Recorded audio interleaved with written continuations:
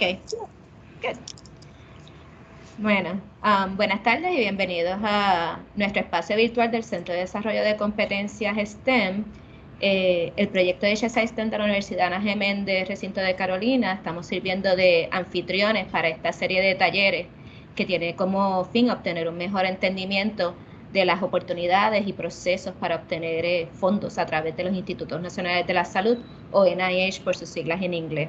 Estos talleres están específicamente dirigidos a instituciones como las nuestras que reciben pocos fondos de NIH, por lo cual esperamos que estos sean de beneficios para ustedes. Ahora, ¿verdad? Voy a cambiar a inglés para presentar los recursos de NIH que están a cargo de dar esta serie de talleres. So, good afternoon, everyone, and welcome to our virtual STEM Competency Development Center. The HSI-STEM project at Ana Geméndez University in Carolina is hosting a series of workshops to understand the NIH funding process. These workshops are geared toward institutions that receive little funding from NIH, and we hope they will be of benefit for all of you and your research endeavors. Now I would like to welcome the coordinators of these workshops, Dr. Luis Cubano, who is a program director at the National Human Genome Research Institute, and Dr. Don Morales, who is a program chief at the National Institute of Mental Health.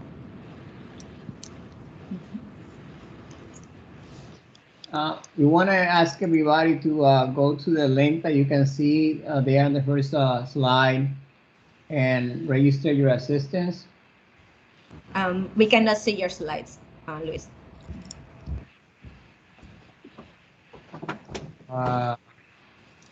Wait, because I'm sharing my slide.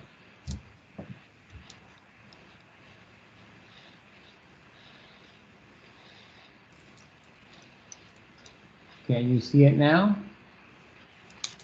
Yes, indeed. Okay.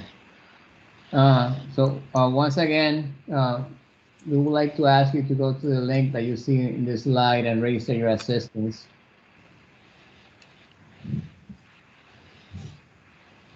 I'll give you a second to type it in.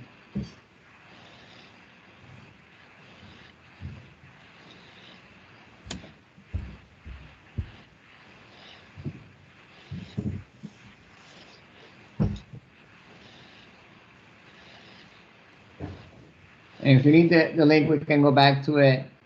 So good afternoon, everybody. And I want to welcome you to the first webinar of this series that we have entitled Understanding the NIH Funding Process webinar series.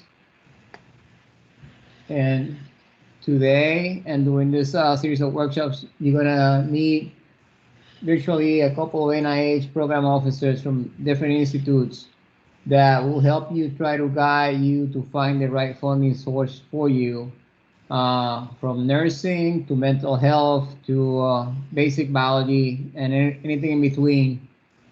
So my name is Luis Cubano, and I'm the lead extramural training program director at the Human Genome Institute.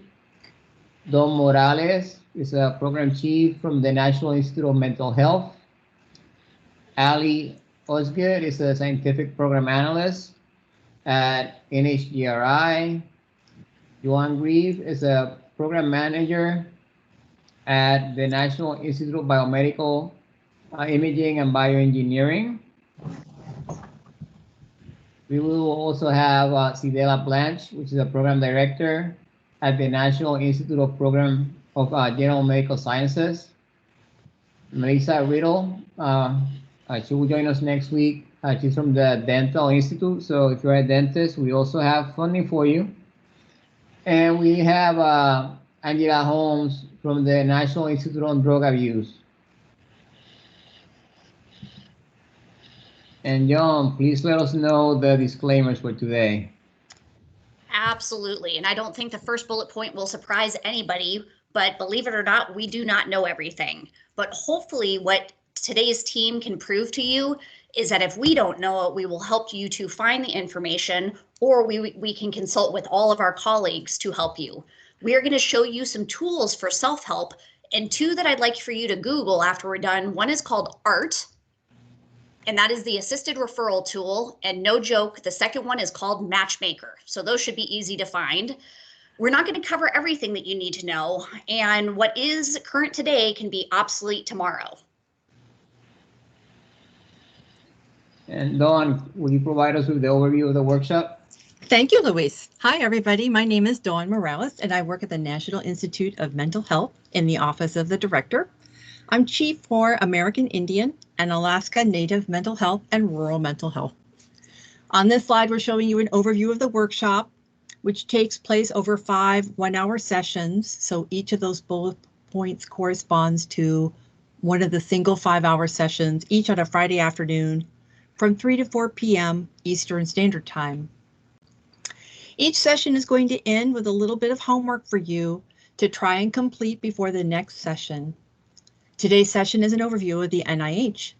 Next slide, please, and here is my colleague, Ali Goodson from the National Human Genome Research Institute. Hello. So the goals of this workshop are to provide you with the tools that you need to compete for NIH support and to help you identify the best opportunities for you and your institution. And remember that prospective applicants are strongly encouraged to contact a program officer who can help you along and can discuss your proposed application with you before you submit it. And I'm not able to see the slides, but are we on the next slide? Yes. Okay. So overview of today, we will go over the organization of the NIH and highlight NIH programs that may be of interest to you and your students.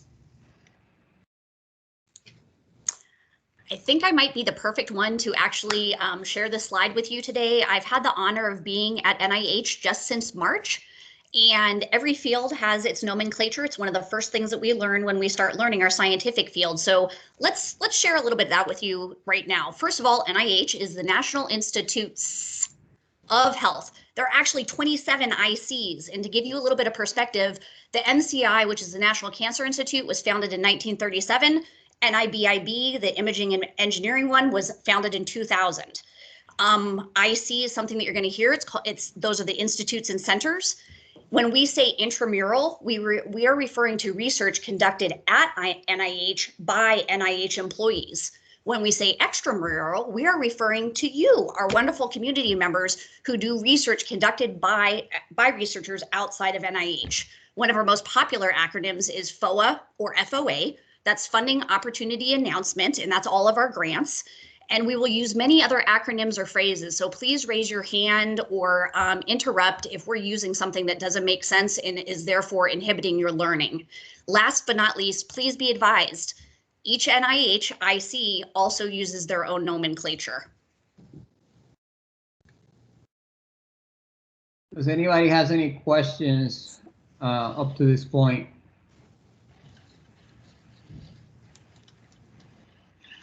No questions. I'm looking for hands. Nope. Ali, No go questions. ahead, No questions? Alrighty. So there's an upcoming opportunity for students who are graduating this school year. It is a job that I currently have and I'm 3 months into, and that is the program analyst position. So program analysts help support extramural funding, which, as Joan talked about, is funding done outside of the NIH. And program analysts are able to gain firsthand experience, and we are able to be exposed to many different types of genomics research and see how the research process works from behind the scenes. It's a great position for students who are thinking about attending graduate school or professional school after the 2-year appointment. It is not a lab job, so it is in an office setting in Bethesda, Maryland, though right now it is virtual. And the application will open later this fall, so please check back for the most up-to-date information, and applications are due in late January. If you have students who you think would be interested in this and want to talk to someone, feel free to give them my email and I would be happy to talk to them about it. Yeah, you can also send us an email and request the slides. I know there's a lot of stuff and we don't expect you to write every single word. So send an email, you'll get the slides. Or register. If you register, we'll also send you the slides. Now, I want to make you aware of an opportunity that is coming up. I am not the person organizing this, so please don't ask me for details. Well, we have a question, Kit.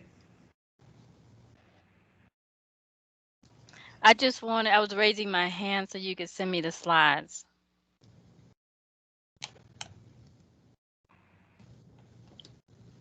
Did you hear me? Yes. Okay, thank you. Do I have your email? You should. It Okay. is keelybritton@hotmail.com. KEELY, B as in boy, RITTON@hotmail.com. Thank you. Thanks. So if you are working on data science and you're interested in getting access to the data that is being generated by the All of Us research program, they're having a session that they will let you know how you participate in this program. So if you are interested, please go ahead and register for this opportunity. You can also email Claire and she will help you out. She's the person that is organizing the activity.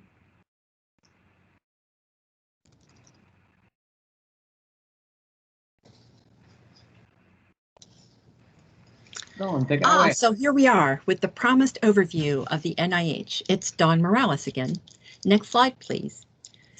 Something to remember if you are ever struck by the complexity of the NIH is that it is a federal agency that is charged with seeking knowledge about the nature and behavior of living systems and how to apply that knowledge to enhance health, lengthen life, and reduce illness and disability. And we must work and think in very quick timelines, think about responding to a pandemic, but also very long timelines like the basic science needed to try and find a cure for a cancer. Of course, we have to be very responsive to all manner of entities, Congress, the executive branch, American taxpayers and citizens, family members, patients, scientists, healthcare providers, the list goes on. So whenever you're struck by the complexity, remember that the NIH response in support of great science for better health has to be just right in every single one of those contexts. And one of the ways we've chosen to manage the complexity is to hire staff who have as their job to speak to potential applicants and help them find their way. And once you're going to hear this repeated a lot, please find the right program official to talk to about your idea, and really that's why. Next slide, please. There are 27 ICs, so institutes and centers, just as you just learned, each of which has their own line of funding. And these ICs tend to have a mission centered around a disease, physiological system, or body part. And almost all of the ICs are divided into two parts, with one part called intramural, which are the on-campus NIH research facilities staffed by NIH staff who conduct research. And the other part, the extramural, is the part that funds the training and research relevant to the NIH mission off campus. And there are also many different kinds of offices and work groups that are responsible for the horizontal energy across the NIH. So if you think of the 27 ICs as buildings that rise vertically in the air, then all the many offices and various working groups tend to be the walkways that connect the buildings together. So I work at the National Institute of Mental Health in the upper right of this list, and Luis and Ali here are at the National Human Genome Research Institute over on the left towards the top. Joan Grieve is at the National Institute of Biomedical Imaging and Bioengineering, which is a little more than halfway down on the left list. And there isn't an obvious ontology here, right? So next slide, please, and welcome back to Luis Cubano. So I want to make you aware about the distribution of the NIH budget. And as you can see, there's large institutes and there's small institutes. But you also need to remember that the size of the budget does not equate with how many grants they're going to pay. And it doesn't mean that they have a higher pay line. Small institute with less money might actually pay more grants than a larger institute. So keep that in mind. Now I'm going to give you a quick overview of the Human Genome Research Institute. And next week we'll go more in depth into funding opportunity announcements that you might be interested for your institution. Today we're just going to give you a quick overview. So when it comes to training, we go all the way from undergraduate to faculty level. So if you're a faculty member, if you're a postdoc, if you're a graduate student, if you're a undergraduate students, we have some kind of way to support your training and your research. There's some information sources that you can visit and for yourself and for your students. They will provide information about careers in genomics, funding that will promote individuals from underrepresented backgrounds to join the genomic workforce or to do genomics research, and funding for training opportunities. And you might notice that NIH websites can get quite complicated. Every single IC institute has a different layout, so don't be afraid to ask for help. Now, another thing that I want to make you aware of is that the best way to get funding is to stay informed. You don't want to know what to apply for if you don't know the opportunities out there. I also want to make you aware that an FOA, a funding opportunity announcement, has to be on the street at least 2 months. But that's really not enough time to write a proposal.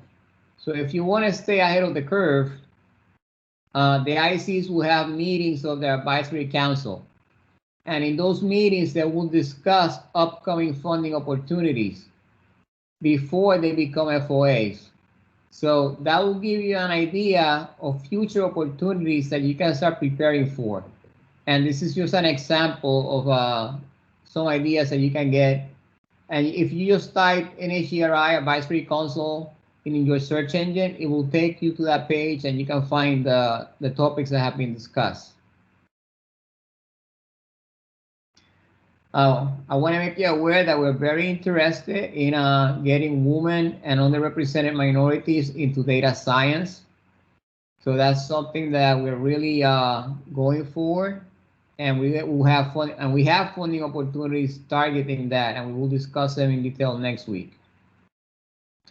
One of them is the K-25, which will provide funding for PhDs and also individuals that have completed a master's degree. So if you have a master's degree in chemistry, in physics, in informatics, in imaging science, which is something that John will be into, and you want to come do biomedical research, and in our case, genomics research or data science research, we will fund you. So you don't have to have a PhD to get money from NIH. Allie. There is also the Ethical, Legal, and Social Implications program with NHGRI, or the Genomics Institute. And L stands for Ethical and Social Implications. When NHGRI was born, they recognized that it was important to also explore the ethical, legal, and social implications that are associated with genomics. So this is a very exciting opportunity. NHGRI has, though it doesn't have the largest overall NIH budget, it does have a set-aside percentage that goes to ethical, legal, and social implications research, and you do not need a lot of really expensive equipment to do so. So it's a wonderful opportunity. So you can be a lawyer or, many professions and get money from NIH. I also want to make you aware that if you're trying to develop a curriculum in genomics and you need some help, we have a short course in genomics that brings educators to NIH for 1 week. Well, now it's virtual because of the pandemic, but it used to bring people to NIH. And at the end of that week, you will have resources that you can use at your institution to create a new course. So it's a very useful source to get a network, which is very important, and to get materials for you. Finally, if you're in a tribal college or know somebody that is at a tribal college, we also have a consortium for genomics training at tribal institutions. So please distribute this information, and the more members, the better. Dawn.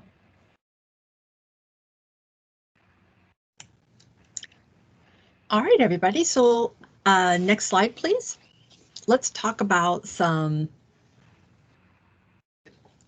options available at NIMH. I'm going to focus on NIMH, but I'm also going to speak to the general points as we go along. This slide has a bullet point summary of the NIMH strategic plan for research, but every IC and office has a collection of documents, typically a vision statement, an IC mission statement, a strategic plan for research. In the case of NIMH, we make a public list of strategic research priorities as well. And just like Luis mentioned earlier, remember when he talked about how you can watch the council where they on funding for NHGRI? Well, you could do the same thing with NIMH. They're right there on YouTube and they're broadcast live. So there's all kinds of ways of getting to know what the Institute cares about as you're getting ready to submit an application. All of it's freely available and it's frequently updated on our website.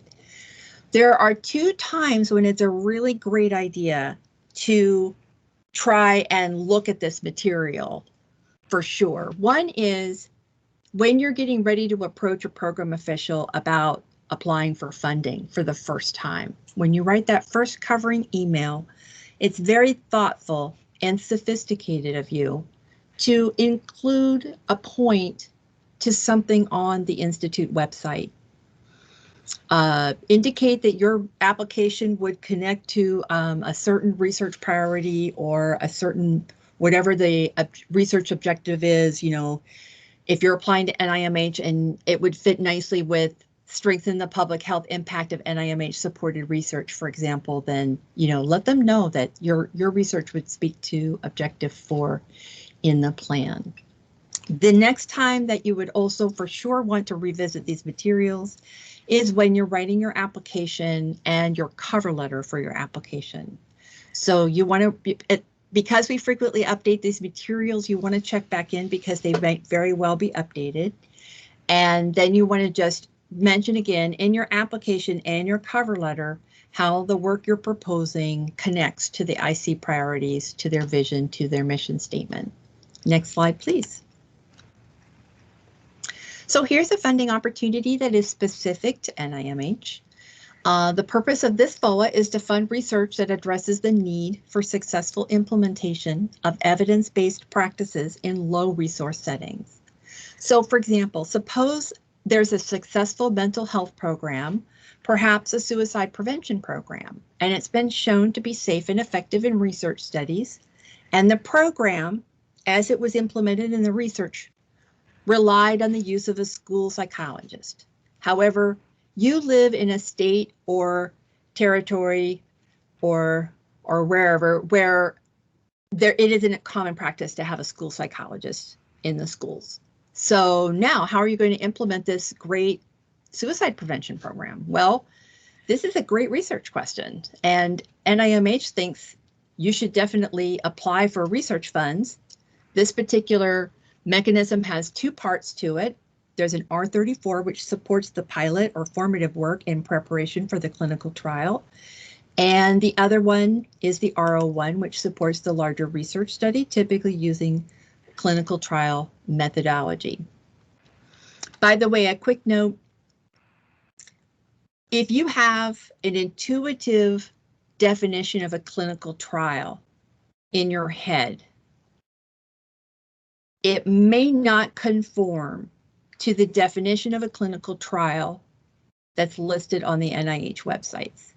In fact, it might very well not conform. So when you're thinking about proposing research that involves human subjects, it would be a really great idea to just check in on that NIH definition of a clinical trial and read it over and see how it might relate to the work that you're thinking about proposing.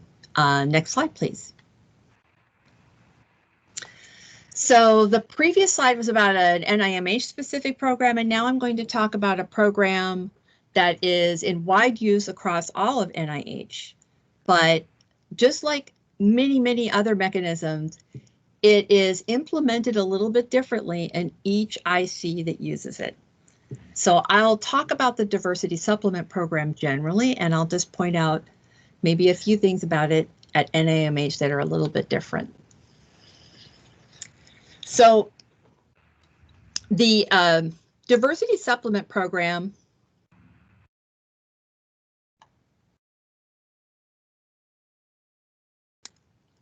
sorry, I've got my notes, the slides got out of order for me and I'm looking at some old notes. Pardon me, please forgive me for a minute. So basically the whole point of the diversity supplement program is you go look for an already funded NIH project. And most of the ICs prefer you to limit your choice to one of the larger projects. So an R01, a U01, one of these sort of larger scientific research projects. And you contact the person in charge of that project and you ask them if they're interested in exploring the idea of a diversity supplement for you. The you in this example, you could be a high school student through typically a postdoctoral fellow. And the definition of an underrepresented group at NIH is fairly broad. And the PA, the announcement number, PA 18586, I think that's an old slide. I think that the number has changed. So please forgive me for that. But the diversity supplement announcement has a fairly detailed list of criteria, eligibility criteria. For example, if you were eligible for 2 years or more for free or reduced priced lunch program at school, and if neither of your parents or legal guardians had a bachelor's degree, obviously, of course, if you're a member of the well-established minority and ethnic groups that are underrepresented in science, for sure you're eligible for the diversity supplement program. So you contact the PI of the already funded project, you ask them if they're interested in exploring the idea. If they are, great, you can prepare an application for a diversity supplement to work on your own research project within the scope of their already funded research project. When NIH funds your application, you become an additional staff member on their research project. They don't pay your salary out of their pre-existing funds. They get additional funds to pay for your salary and your research work.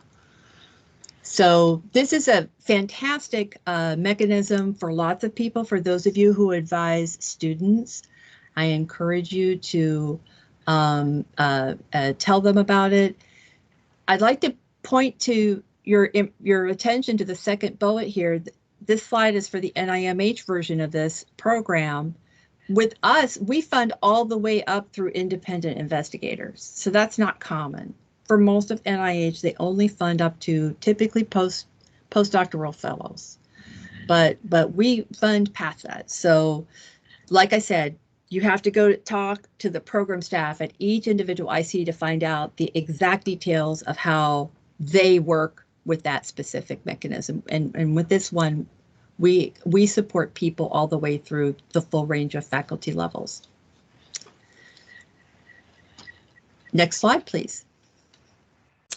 Here are just some helpful links for you for when you get a copy of the slide deck later. If you're interested in finding out more about the diversity supplements at NIMH, remember that almost every other IC and office that supports this mechanism has similar web pages. Next slide, please. So here's another mechanism that's, again, it's used throughout the NIH. It's used slightly differently in different ICs and offices. And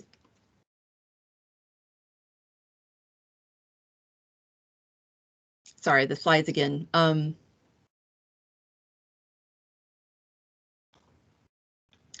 So at NIMH, we use the R13 in a very unusual way. In fact, we're the only institute that uses it this way. So the R13 is a conference support mechanism. So if you had, in most ICs, if you had a great idea for a small conference, perhaps a small conference that was placed in front of a larger, more substantial conference, you could probably you could apply for NIH funding for your small conference that you have in mind. At NIMH, what we want you to do is we want you to use it for diversity and inclusion purposes.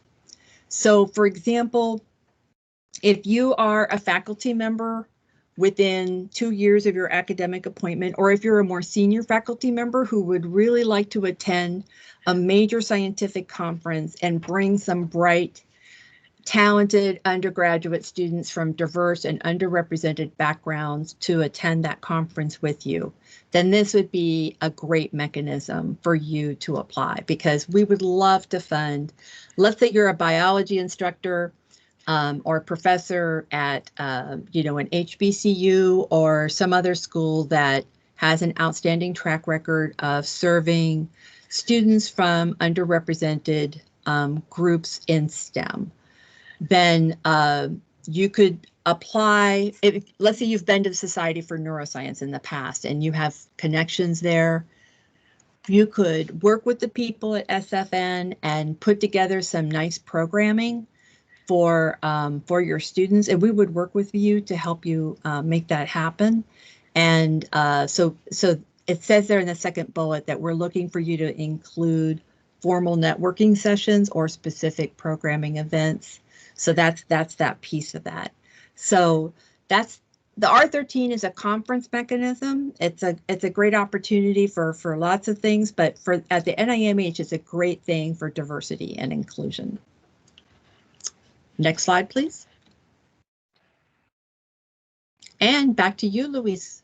Now we will have Sidela Lach, who's going to talk about NIGMS. Hi, everyone. As Luis mentioned, my name is Sidela. I'm from the National Institute of General Medical Sciences. And for today, I just want to give you just an overview about our institute and a little bit about our programs. Next week, I'll give you more information on programs that I think might be of particular interest to this group. Next slide, please.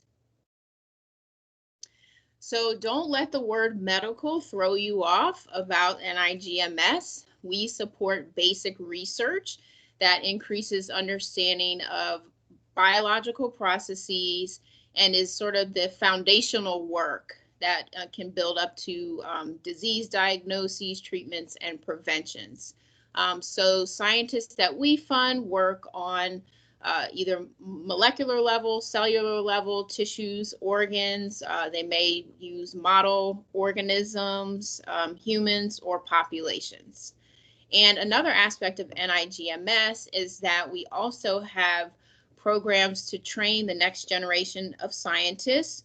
In particular, many of the programs focus on enhancing diversity, trying to increase diversity of the biomedical research workforce, as well as helping institutions strengthen their research capacity their readiness and activity level within research. Next slide, please. So we're broken up into different divisions, and I'm from the first one shown on the slide, which is the Division of Training, Workforce Development, and Diversity. You can see we also have 3 scientific divisions, and then the last one shown is Division for Research Capacity Building. So I would say potentially, given the type of institutions that you all are from, you may be more interested in the Division of Training, Workforce Development, and Diversity, where I'm from, and also possibly the Division for Research Capacity Building. Next slide, please. So this shows some of our programs, and as I mentioned before, next week I'm going to dig further into some of these programs that I think may be of particular interest to you. But what you can see possibly just from the names of our different programs is that these are mostly training programs, meaning they're going to support trainees, a student, an undergraduate student, a graduate student, or a recent graduate that is conducting research and preparing for graduate education, which would be the post-bac prep program, or postdocs. So we do support trainees across a variety of levels. And as I said, many or most of these programs focus on creating a diverse biomedical research workforce. And that is an important part of our division. So I'll go over more of these next week. Many of the ones you see here are what we call a training grant. And you'll notice if you see the code after the name at any of those that you see a T, that means it's a training grant. And that means that the program is awarded to the institution, and then the institution supports multiple students or trainees in the program. And typically that means research experience. The students would receive some support for tuition and fees. They would receive stipends. So this is what's coming from the grant, and they're in a cohort together. They're engaging in activities where the program is helping them develop the skills that they need for biomedical research, the research experiences, the professional skills, the technical skills, and operational skills, which we all describe all of those in the funding opportunity announcements. But we also have here the last 2 bullet points. The second to last bullet point is an individual award. So we do have fellowships that an individual student would apply for, or a postdoc or graduate student, and that would be funding their training just as an individual. Next slide, please. So Turn now, it over to whoever's next. Yeah, now we will have Angela. I am here. Okay, next slide. Okay, so basically the mission of NIDA is to advance science on the causes and consequences of drug use and addiction, and to apply that knowledge to improve individual and public health. Next slide. So basically we support training and early career support using a variety of mechanisms. And I can briefly go over one of our programs, which is the diversity NIDA Diversity Supplement Program. So basically it's a feeder program and it's a bridge to independent funding. So the goal of the program is to enhance the diversity of the addiction research workforce by recruiting and retaining post-bacs, pre-doctorate, postdoctorate, and junior investigators from groups that have been shown to be underrepresented in biomedical research. And so the approach is to fund administrative supplements to existing NIH parent grants, and the funding ranges between like 2 to 3 years. And it's just like I said, it's a bridge fund while a trainee gains research experience, preliminary data that they need to apply for independent funding. So the supplements provide salary, fringe benefits, funds for supplies and travel.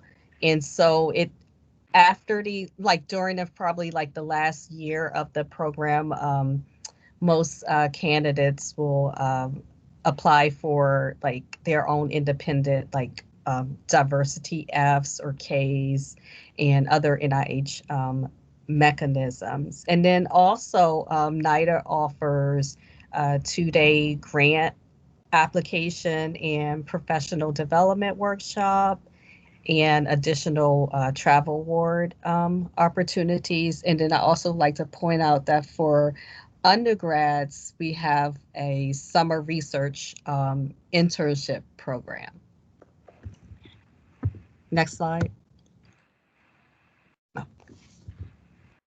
And I want to let you all know that I was the recipient of a NIDA minority supplement when I was a faculty member in Puerto Rico. So I know that you can obtain that kind of funding. So please use that mechanism. Do we have anybody from the Dental Institute? I used to work at the NIDCR. I'll cover these slides. Okay. So the NIDCR has several different divisions. Of course, it looks like we've got a lot of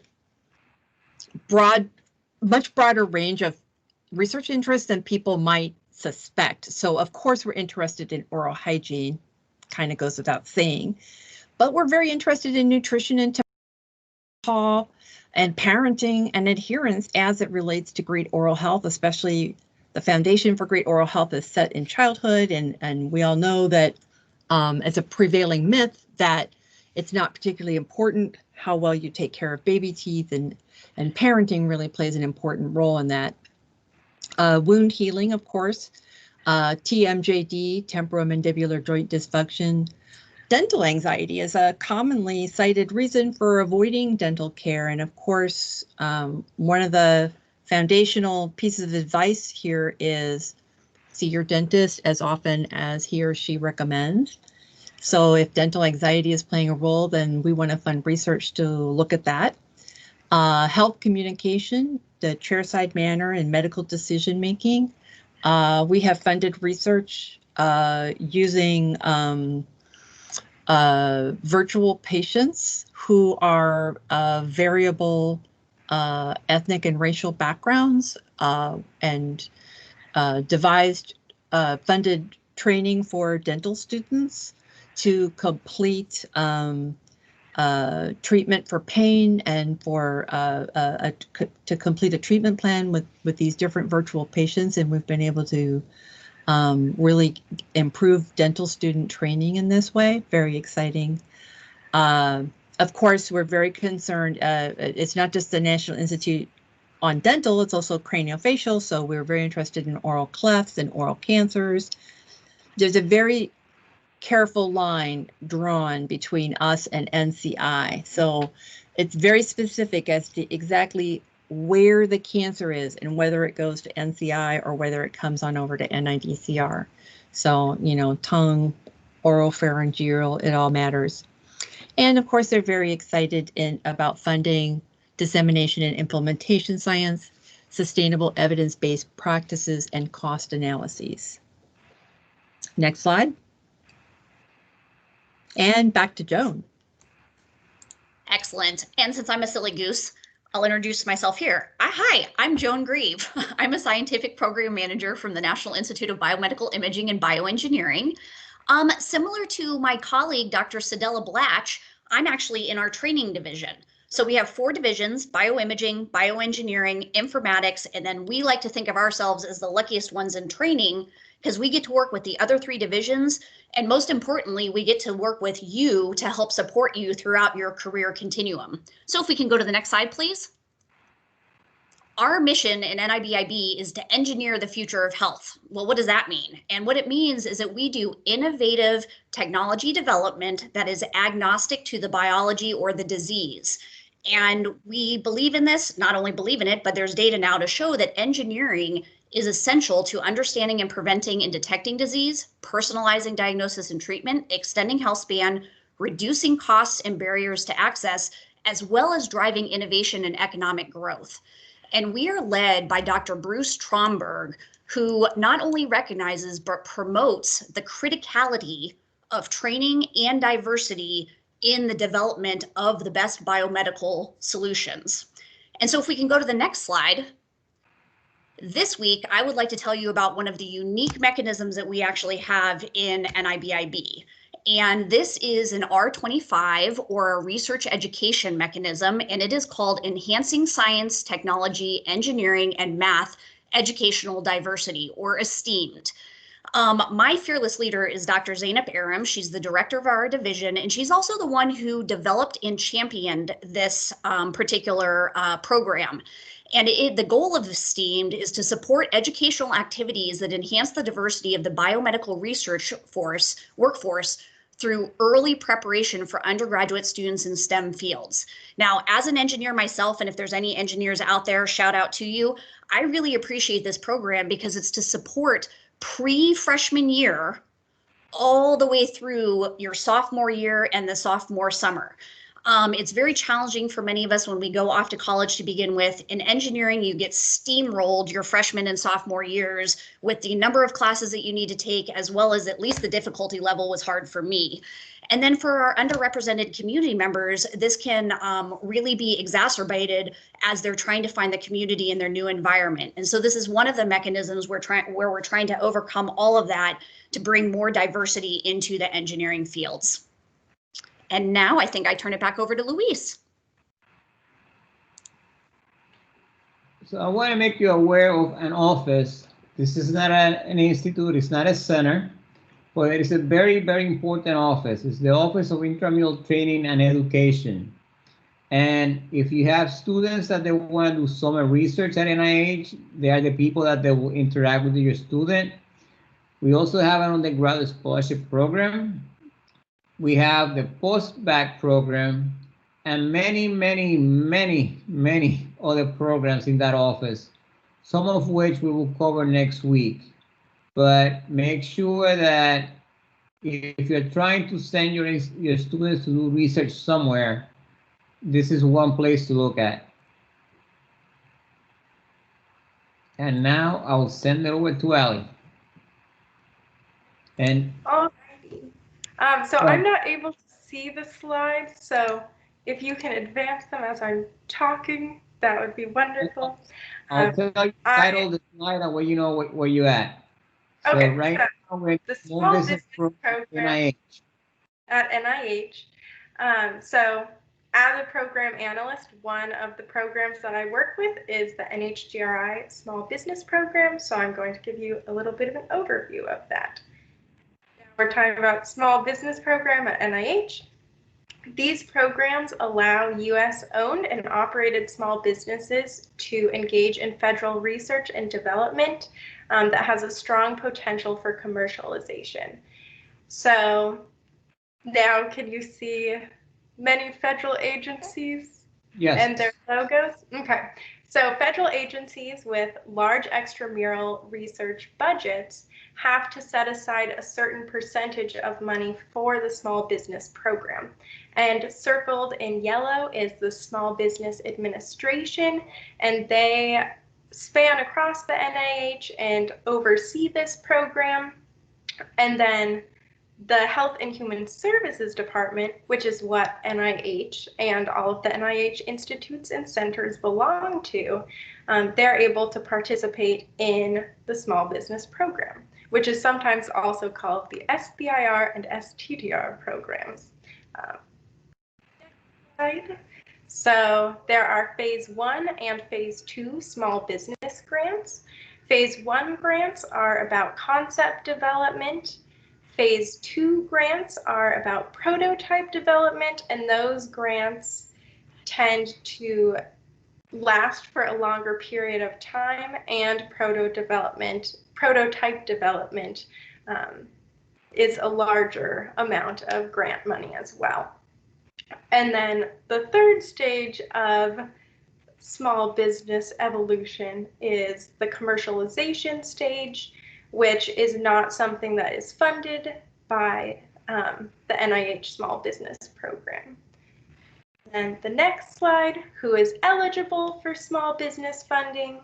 On the side of the slide, you can see some examples of companies that have been funded by the NIH Small Business Program.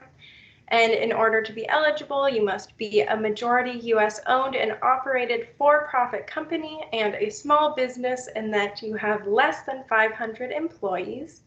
Work must be done in the US, and the focus is on research and development.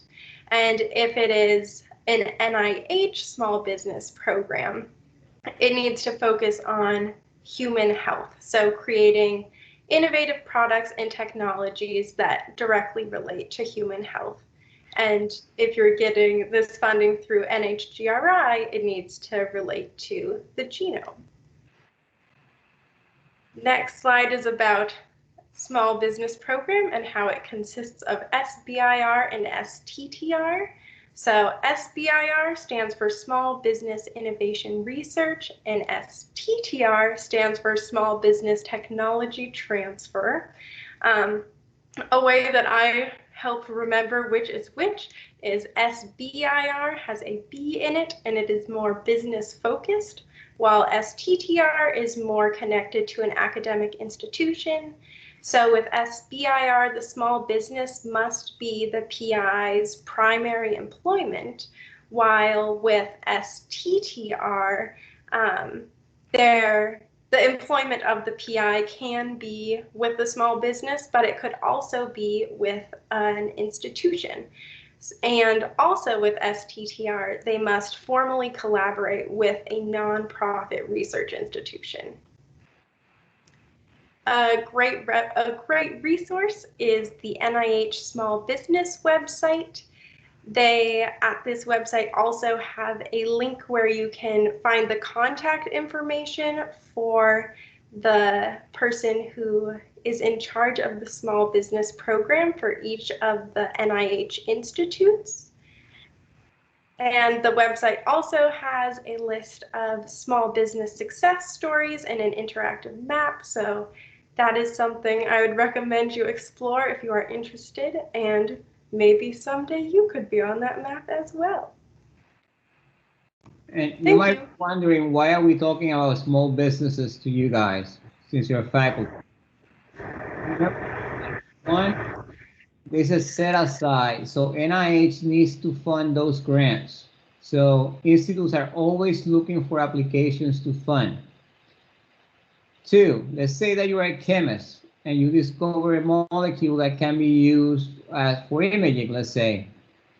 That means that you can create a small company and submit an STTR grant where your company is collaborating with the institution that you work at as a faculty member, and you can submit that grant. There's courses that are given by the Small Business Administration on how to prepare those grants. They are provided in Puerto Rico by the Small Business Administration through the Interamericana University and through the Puerto Rico Science Trust. So this is a way to get funding through a different mechanism that basically we're trying to fund people. And now I'm going to let you, Dawn, who's going to explain you the homework. Excellent. Welcome, everybody. Some of you will have already gotten this homework done, so it'll be an easy week, but some of you may not have it. So check onto the ERA Commons website if you're not sure, and see if you have an account profile set up. If you've ever had funding from the NIH in any respect, you should have an ERA Commons account profile. If you don't, you need to create one. And the first step for that will be to contact your institutional sponsored programs office or your extramural resources office and ask them for their assistance, because you will need their support to create that Commons account. And Luis, do you have any final thoughts about the homework? if you were at a different institution and you move, your accounts needs to be linked to the new institution.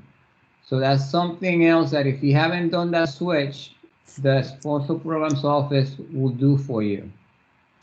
Good point. And if you've changed your name or just done anything, maybe it's a good time to update your account profile if it's been a while since you've been in it. So there you go. That's your homework. And we look forward to seeing all of you next week, same time, same place. So please go ahead and fill out the evaluation for the activity.